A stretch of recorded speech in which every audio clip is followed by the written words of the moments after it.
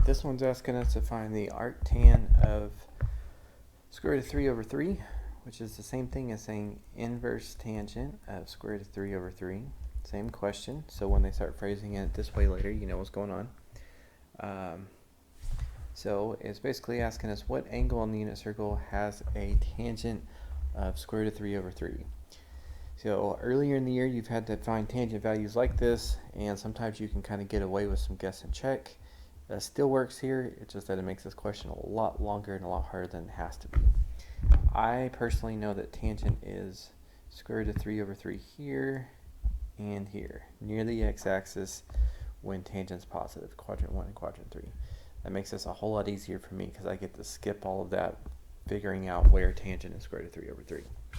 So you may have to do some extra work there, but please use this as a encouragement to memorize those tangent values. Okay, but a function can't have multiple outputs for one input. The input here is square root of 3 over 3, so it can't be two locations. And actually there would be many locations because we could just go around the circle and keep getting more locations, more outputs for that same input. So you do have to memorize the range of inverse tangent is negative pi over 2 to positive pi over 2, not including the endpoints.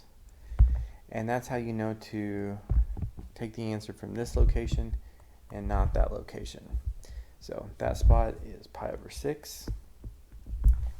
And you need to be sure that not only is that the right location, but that your answer is between these two values. And pi over 6 is between negative pi over 2 and positive pi over 2. So that's how I know that would be my final answer.